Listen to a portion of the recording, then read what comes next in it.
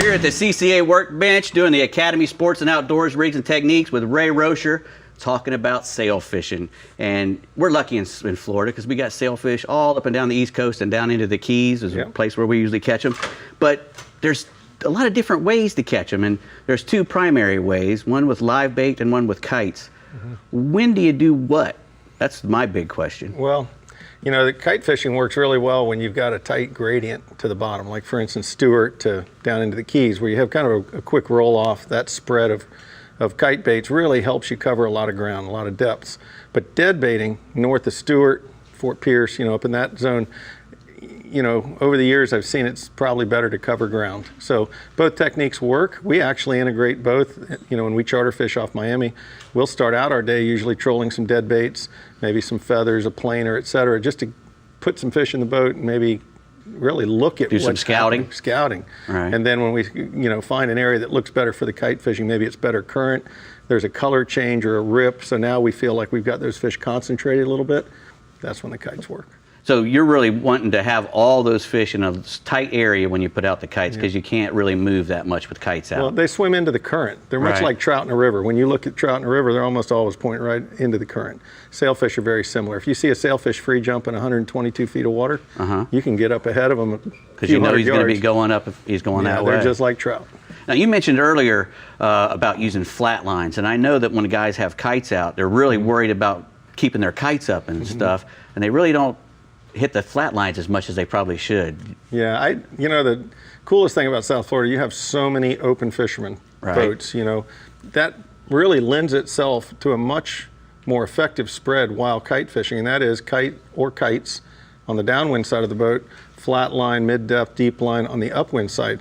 So when you compare that to, say, a sport fisherman that's got 2 outriggers and 2 kites, he's got this area covered, but that open fisherman has that area covered. So there's, you know, there's a way you can kind of utilize the open fisherman to cover more ground, and covering ground, Stewart Inlet South, is generally the best way to intercept fish, especially on an east wind or even a west wind. You get those, you know, kite going one way, flat lines going the other. Those fish swimming into the current, it works. I got you. When you're putting those down, do you ever put any baits down on the bottom?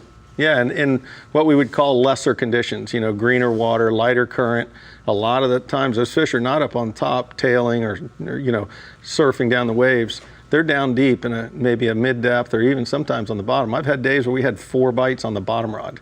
Mutton rod, you know, maybe with the wire leader, you know, it doesn't seem to matter sometimes. That you know, deeper water part of the water column works a lot better when you don't have those optimal conditions. Yeah. When you're trolling, what's your best bait? Is it just the dink ballyhoo? Yeah, a small ballyhoo. Hard to beat. On a circle hook, right? Yeah, circle hook. Now we're all using you're using circle hooks on all the kites and everything now. Yeah, even our wire leaders will put circle hooks on when we've got a lot of kings or wahoos, and we catch the sails on that. Because they don't get off there, do they? Usually once they're on the circle hook, they don't get off. Not much. And plus, it doesn't hurt them that much. Yeah, it works. So when you're out there looking for something, what exactly are you looking for that those sailfish like? Nick Smith had a famous saying that I never forgot. The best place to start sailfishing is where you see a sailfish. Now, it could be a sailfish jumping behind someone else's boat, a free jumper, a tailer, you know, maybe a free swimming fish in the sand, whatever. The point is he was trying to get it in my head when I ran his boat for a few years, and he fished on our boat for a few years.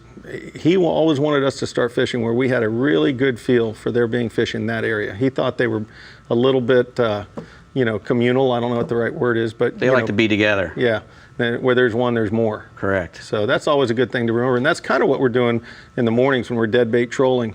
Is we're looking for that free jumper. You know, when you're running 30, 40 miles an hour, you're kind of white knuckle.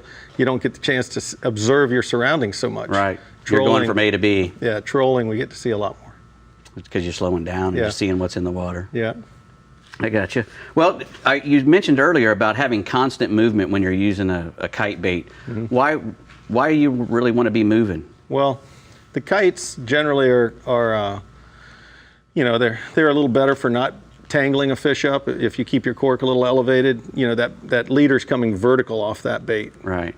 Now a flat line, on the other hand, the line's laying in the water, and if you don't have much movement, let's say it's a flat, calm day and you're not bumping the boat and you're just kind of sitting there, still in the water. That sailfish, you've seen them bite on film a bunch of times, many times on a stationary bait, they'll circle it. Well, they catch that leader in their mouth, all bets are off on whether they're going to eat the bait. Usually it goes down along their side. They bite the leader, right, hits them in the side, and they just freak out. And you've seen sails They jumping. never like anything touching on their side or their tails, do they? They think it's a mako shark. Right. But when they start jumping and you see that leader, you know, the bait flipping around them, you just hope to tangle them. I got you. And get them Now, personally, I've always really hated to fish with the kites because I don't, you know, I'm bringing out my kids and whatnot, and I'm with people who don't know how to use them. So I'm usually, you know, working my tail off trying to keep 2 kites in the air and all the baits out. What would you recommend for a guy who's just starting out trying to fish with a kite? 1 kite, 1 bait.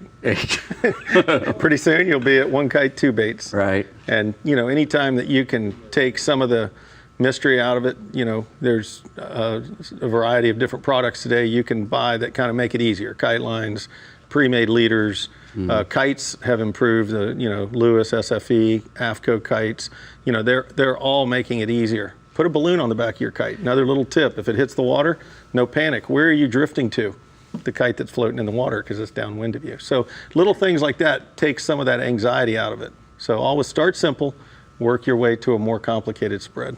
Well, beautiful. Well, thanks, man. I really appreciate it. Thank you. Thanks for coming out. No, Jim, There you go, man. You should be able to catch one now, Rick. Wow. Did you learn anything, Rick? I learned a lot, and what I also thought How you about knew is it all? how about 1 boat and lots of motors, Well, not 1 kite and 1 bait. that'll do. So I mean, you could be I'm going to keep one it to kite 1 wonder. and 1, like Ray said, but 1 and 1. that don't work too much for contender anymore. Nope, not really.